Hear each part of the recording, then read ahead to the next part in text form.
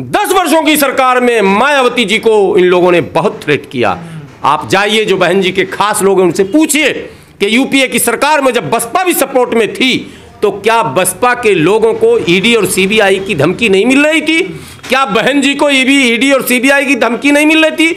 आज लोग आरोप लगा रहे हैं बहन जी भाजपा के डर से इसलिए नहीं बोल रहे हैं ना कि कहीं ईडी और सीबीआई न।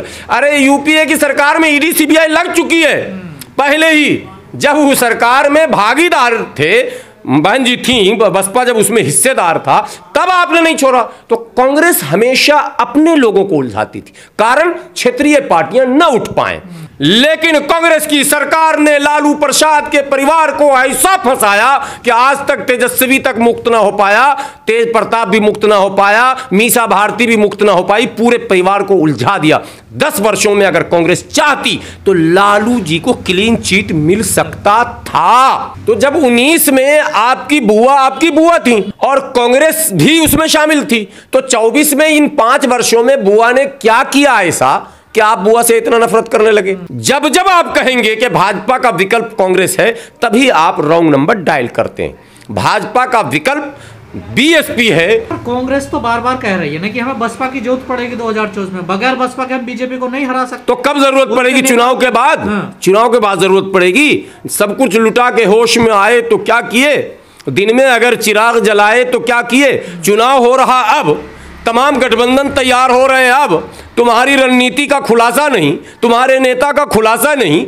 यदि आप नरेंद्र मोदी सरकार को सत्ता से हटाना चाहते हैं तो आपको बलिदान और त्याग देना पड़ेगा, मुद्दों को केंद्र में लाना पड़ेगा, धार्मिक उन्माद को कम करना पड़ेगा, धार्मिक मुद्दों से आम जनों का ध्यान हटाना पड़ेगा। रोजी रोटी, पढ़ाई लिखाई, दवाई, कमाई, सड़क, बिजली, पानी। सवाल नंबर 1 कि असम के चुनाव में जो आप विधानसभा चुनाव लड़ रहे थे तो आपने AIUDF, all India United democratic front, जो बदरुद्दीन अजमल साहब लोकसभा के सदस्य हैं, उनसे आपका गठबंधन था। तो विधानसभा में जब आपका गठबंधन था तो लोकसभा में क्यों नहीं? एक सवाल रहेगा। दूसरी बात कि 2019 के चुनाव में आप बसपा के साथ थे, बसपा के साथ थे, सपा बसपा कांग्रेस रालोद सबने मिलकर चुनाव लड़ा 19 में। लोकसभा की बात कर रहा हूं मैं, अभी विधानसभा की नहीं। तो तब बसपा आपकी नजर में क्या थी? 19 से पहले बहन जी ने कौन सा ऐसा फैसला नहीं लिया था जिसको आप आधार बना रहे हैं? या 19 के बाद बहन जी ने कौन सा नया फैसला ले लिया कि आप अछूत या रिजेक्ट कर रहे हैं? सवाल तो पूछा जाएगा, जनता पूछती है सवाल भाई, जनता ऐसे नहीं वोट देती है। जनता सवाल पूछ रही है इंडिया के अन्य घटक दलों से, और वो बुआ बोलने वाले उस भतीजा से भी सवाल है कि तब आपकी बुआ आपके लिए महत्वपूर्ण थी। तो जब 19 में आपकी बुआ थी और कांग्रेस भी उसमें शामिल थी, तो 24 में इन 5 वर्षों में बुआ ने क्या किया ऐसा कि आप बुआ से इतना नफरत करने लगे? जिस MIM को पानी पी पी कर आप बी टीम कहते हैं, उस MIM ने यह साबित किया कि बी टीम नहीं है। तेलंगाना में बी टीम कहने वाली सरकार में पहुंच गई और MIM जहां थी वहीं अटकी रह गई, तो मतलब फिर बी टीम नहीं है। एक बात बता रहा हूं, तो अब जो ये स्वरूप इन्होंने नया पेश किया है, इससे ये लग रहा कि 19 में इनकी मंशा साफ नहीं है। कांग्रेस ही चाहती है कि भारतीय जनता पार्टी ही सत्ता में रहे।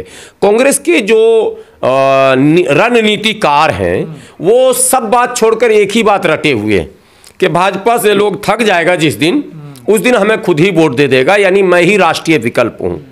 बस यही सोच कांग्रेस के लिए काल है, कांग्रेस के लिए मौत है। और देश के लोगों से मैं कहता हूं, और देश के बहुजनों से कहता हूं, विशेषकर मैं मुसलमानों से और दलितों से कहता हूं, ये अक्सर कहते हैं कि आप कहते हैं कि भाजपा को वोट देना नहीं है, कांग्रेस को वोट देना नहीं है, तो फिर विकल्प क्या है? अरे भैया, तुम्हारे पास विकल्प की कमी है क्या? क्या नहीं है तुम्हारे पास भाई? क्या नहीं है, यह सवाल मेरे पास है। सारे विकल्प हैं। कोई चुनाव चिन्ह से सरकार नहीं बनाता, कोई चुनाव चिन्ह से नहीं, वोट से बनता है। इंडिपेंडेंस भी जीतता है। नव कुमार सरानिया हीरा भाई जो है कोकराझार से इंडिपेंडेंस जीते 2 बार, लोगों ने वोट दिया ना भाई। तो आपका वोट महत्वपूर्ण है। आप अपने लोगों को मजबूत कीजिए, समान विचारधारा वालों को मजबूत कीजिए, अपने दल को मजबूत कीजिए, सब कुछ अपने आप सही हो जाएगा। तो मैं दलितों और मुसलमानों से विनती करता हूं कि कांग्रेस को विकल्प के रूप में प्रस्तुत करना छोड़ दीजिए। जब जब आप कहेंगे कि भाजपा का विकल्प कांग्रेस है, तभी आप रॉन्ग नंबर डायल करते हैं। भाजपा का विकल्प बीएसपी है, भाजपा का विकल्प एमआईएम है, भाजपा का विकल्प अन्य क्षेत्रीय दल भी है जो अपनी जगह पर बहुत मजबूत है और अपने क्षेत्र और अपने समाज का प्रतिनिधित्व कर रही। आप उसको विकल्प बनाइए। एक बात और नोट करना है दलितों और मुसलमानों को कि मजबूत सरकार मजबूत लोगों का भला करती है। मजबूत सरकार अडानी अंबानी का भला कर सकती है, कमजोर सरकार कमजोर लोगों का भला करेगी, और कमजोर सरकार गठबंधन की सरकार होती है, आज के गठबंधन की नहीं। आज तो फर्जी गठबंधन है, चूंकि पूर्ण बहुमत में भारतीय जनता पार्टी है। वो तो टाइम पास में कई दलों को लिए हुए कि तुम रहो, सत्ता का मलाई हम खा लेंगे, नीचे का दूध तू भी 2-4 घोट पी लेना। जैसे राजभर जी गए हैं 2 घोट पीने के लिए, अब कै घोट मिलेगा, अभी तक तो कुछ मिला नहीं है, 1 कप दूध तो मिल ही जाएगा। लेकिन जब गठबंधन की वो सरकार जिसमें क्षेत्रीय दल यदि चाहे तो सरकार गिराने और बनाने में सक्षम हो, तब आपकी तमाम बातें सुनी जाएंगी और आपका कल्याण उसी में होगा। आपके विकास पर चर्चा तभी होगी, आपके लिए प्लानिंग तभी बनेगा जब तमाम क्षेत्रीय दलों की मिली जुली सरकार होगी। और यह संभव तब है जब कांग्रेस और भारतीय जनता पार्टी दोनों को आप किनारे पर लाएं। यदि इन दोनों में से किसी एक को लेते हैं तो ये वो बड़ी मछली है जो तमाम छोटी मछलियों को निगल जाती है। तीसरा विकल्प बनाना पड़ेगा। मैं शुरू से कह रहा हूं तीसरा विकल्प, और वो विकल्प बहुजन विकल्प है। आप जब नारा देते हैं कि पिछड़ों एक हो जाओ, दलितों एक हो जाओ, मुसलमानों एक हो जाओ, तो ये अल्पसंख्यकों और दलितों और पिछड़ों को एक करके कहां ले जा रहे हैं? किसके पास ले जा रहे हैं? कांग्रेस के पास। तो फिर भाजपा और कांग्रेस में आप में फर्क क्या नजर आया? आप जरा हमें बताइए। पर कांग्रेस तो बार बार कह रही है ना कि हमें बसपा की जरूरत पड़ेगी 2024 में, बगैर बसपा के हम बीजेपी को नहीं हरा सकते। तो कब जरूरत पड़ेगी? चुनाव के बाद। चुनाव के बाद जरूरत पड़ेगी। सब कुछ लुटा के होश में आए तो क्या किए? दिन में अगर चिराग जलाए तो क्या किए? चुनाव हो रहा अब, तमाम गठबंधन तैयार हो रहे हैं। अब तुम्हारी रणनीति का खुलासा नहीं, तुम्हारे नेता का खुलासा नहीं, तुम्हारी पॉलिसी आम पब्लिकों के बीच अभी तक आई नहीं। आप बता ही नहीं पा रहे कि यदि मेरी सरकार आएगी को ए ये होगा, बी वो होगा, सी वो होगा, डी वो होगा। आप ए से जेड तक की प्लानिंग दीजिए।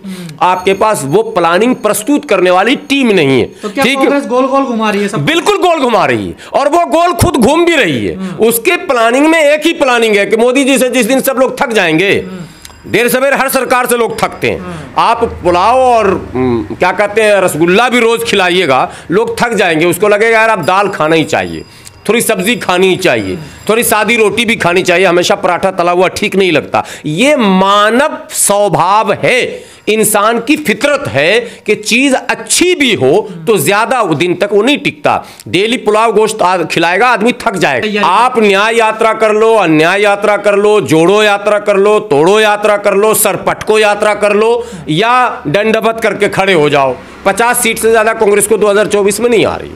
नहीं, गठबंधन मजबूत करने की गठबंधन अब कब मजबूत होगा? क़यामत में। अब खत्म हो गया सब कुछ, 2 महीना के बाद चुनाव होगा। अभी आपका गठबंधन है, 6 महीना से इनकी मीटिंग हो रही। पहली मीटिंग कब हुई थी पटना में, ये बताइए? पहली मीटिंग कब हुई थी पटना में? अब पूरे 5 महीने हो रहे हैं। उसके बाद बेंगलोर में मीटिंग, मुंबई में मीटिंग, दिल्ली में मीटिंग, शिमला में, कहां मीटिंग करो? मीटिंग ही करते रहोगे कि कुछ काम भी करोगे? एक दिन का काम है, बैठे और तय। बलिदान और त्याग चाहिए तब होगा। हाँ चाहिए सब हम ही बनेंगे, नो, ऐसे गठबंधन नहीं होता।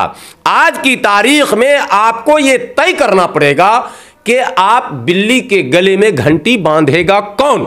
यदि आप नरेंद्र मोदी सरकार को सत्ता से हटाना चाहते हैं तो आपको बलिदान और त्याग देना पड़ेगा, मुद्दों को केंद्र में लाना पड़ेगा, धार्मिक उन्माद को कम करना पड़ेगा, धार्मिक मुद्दों से आम जनों का ध्यान हटाना पड़ेगा।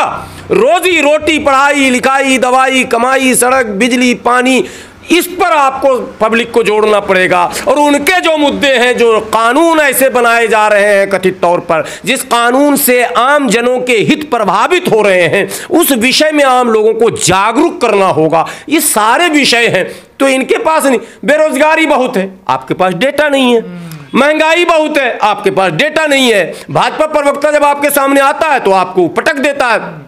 वो बताता है कि 14 में अगर आलू था 15 रुपये किलो और 25 में अगर है 20 रुपये किलो, तो 5 रुपये जो है वो एक एवरेज है महंगाई का। वो ऐसा नहीं कि आप कहेंगे कि इंदिरा गांधी के ज़माने में तो आलू 50 पैसे किलो था, तो उस हिसाब से जोड़े तो बहुत महंगा है। इंदिरा गांधी के ज़माने में कड़ुआ तेल, जिसको हम लोग बोलते हैं सरसों का तेल, वो तो 15-16 रुपये किलो था। तो वो ऐसे आप डेटा देंगे तो पब्लिक कंफ्यूज आ जाएगी। कंफ्यूजन में मत डालिए। या विपक्ष ने हार मान ली है पहले। विपक्ष हार नहीं मारी है, कांग्रेस की रणनीति है। कांग्रेस की हमेशा पॉलिसी है कि क्षेत्रीय पार्टियों को उठने न दिया जाए। बसपा सर न उठाए, सपा सर न उठाए, आरजेडी सर न उठाए, टीएमसी सर न उठाए, जेडीयू सर न उठाए, डीएमके। अब एक कहानी लास्ट सुना के मैं, कांग्रेस की सरकार 10 साल थी, 2004 से 2014 तक। उसमें डीएमके भी शामिल था, उसमें आरजेडी, यूपीए उसका नाम था, यूनाइटेड प्रोग्रेसिव अलायंस, ठीक है, प्रगतिशील गठबंधन उसका जो भी नाम था। तो उसमें डीएमके, जो आज स्टालिन है तमिलनाडु के मुख्यमंत्री, स्टालिन के घर पे 4 बजे सुबह में सीबीआई का छापा, सीबीआई का रेड। जिस सीबीआई को गुजरात भेजना चाहिए था कांग्रेस सरकार को, उस सीबीआई को कहां भेजा? स्टालिन के घर पे। जानते हैं क्यों? हिले तो छोड़ूंगा नहीं, तुम्हें समर्थन देना है और काम मैं जैसा चाहूंगा वैसा करूंगा। लालू जी को, आज लालू जी जो जेल गए, कब गए? ये सवाल मैं पूछता हूं। आप कहते हो मोदी जी अपने लोगों को बचा लेते हैं, टेनी को बचा लिया ना, मंत्रिमंडल भी नहीं छीना ना, वही हिट एंड रन कांड ही तो वो भी था। आप दूसरों को तो 10 साल के लिए टांग रहे हैं। मैं ये ना, मंत्री जी का बेटा जो दिन में थार चढ़ा दिया, जिसमें दुनिया ने देखा कि किसकी गलती थी, जानबूझकर जबरन मारा, जबरन हत्या किया, मोदी जी ने बचा लिया ना भाई। मोदी जी ने अपने कई बलात्कारियों, जो आरोप है विपक्ष का, मैं अब कुछ नहीं बोल रहा हूँ, ब्रजभूषण शरण जेल नहीं गए, कहीं नहीं, उनकी संसद सदस्यता भी समाप्त नहीं हुई ना। वो जो लोकसभा में कटुआ मुल्ला गाली बक रहा था, उसका कुछ हुआ क्या? नहीं हुआ ना। मतलब अगर सरकार चाहे तो अपने लोगों को बचा सकती है, मैं बहुजनों को कह रहा हूं। लेकिन कांग्रेस की सरकार ने लालू प्रसाद के परिवार को ऐसा फंसाया कि आज तक तेजस्वी तक मुक्त ना हो पाया, तेज प्रताप भी मुक्त ना हो पाया, मीसा भारती भी मुक्त ना हो पाई, पूरे परिवार को उलझा दिया। 10 वर्षों में अगर कांग्रेस चाहती तो लालू जी को क्लीन चिट मिल सकता था। 10 वर्षों की सरकार में मायावती जी को इन लोगों ने बहुत थ्रेट किया। आप जाइए, जो बहन जी के खास लोग हैं, उनसे पूछिए कि यूपीए की सरकार में जब बसपा भी सपोर्ट में थी तो क्या बसपा के लोगों को ईडी और सीबीआई की धमकी नहीं मिल रही थी? क्या बहन जी को ईडी और सीबीआई की धमकी नहीं मिल रही थी? आज लोग आरोप लगा रहे, बहन जी भाजपा के डर से इसलिए नहीं बोल रहे हैं ना कि कहीं ईडी और सीबीआई न। अरे यूपीए की सरकार में ईडी सीबीआई लग चुकी है पहले ही, जब वो सरकार में भागीदार थे, बहन जी थी, बसपा जब उसमें हिस्सेदार था, तब आपने नहीं छोड़ा। तो कांग्रेस हमेशा अपने लोगों को उलझाती थी, कारण क्षेत्रीय पार्टियां न उठ पाए। हम मालिक बनेंगे, यानी भाजपा वर्सेस कांग्रेस होना चाहिए, दूसरे दल का आप नाम नहीं लीजिए। तो भैया ये नहीं चलेगा। क्षेत्रीय पार्टियां हैं, छोटी पार्टी है, उसका अपना महत्व है, उसका अपना समाज है, उसका अपना कार्य क्षेत्र है, वो अपने समाज की बात करेगा, बिल्कुल करेगा। मैं समाज के लोगों से कहना चाहता हूं, आपका हित उन्हीं दलों में सुरक्षित है जो क्षेत्रीय पार्टियां हैं, जो आपके हितों की रक्षा की लड़ाई लड़ती हैं। आपका हित राष्ट्रीय पार्टियों में सुरक्षित नहीं है, और राष्ट्रीय पार्टियों को अगर आपने विकल्प के रूप में ले लिया तो इसका खमियाजा आपको आने वाले दिनों में भी भुगतना पड़ेगा। तमाम दल जो इंडिया गठबंधन के हैं, ये अपने ही करतूतों से चुनाव हारेंगे। अब 4 या 5 इनकी बड़ी मीटिंगें हो चुकी हैं इंडिया गठबंधन की, और नतीजा ये है कि नीतीश कुमार जी, जिन्होंने शुरुआत की थी इस गठबंधन की, नीतीश कुमार जी ने शुरू किया ये, जिनकी पहल पर तमाम दलों को न्योता मिला, तमाम दल जमा हुए, नीतीश कुमार जी खुद इस वक्त जो रास्ता इख्तियार कर रहे हैं, ऐसा लग रहा है कि गठबंधन अभी भी कोई इसका स्वरूप अभी तैयार नहीं हुआ है। कितना दुर्भाग्य है कि आपकी 5 मीटिंगों में गठबंधन का कोई स्वरूप भी आपने तैयार नहीं किया।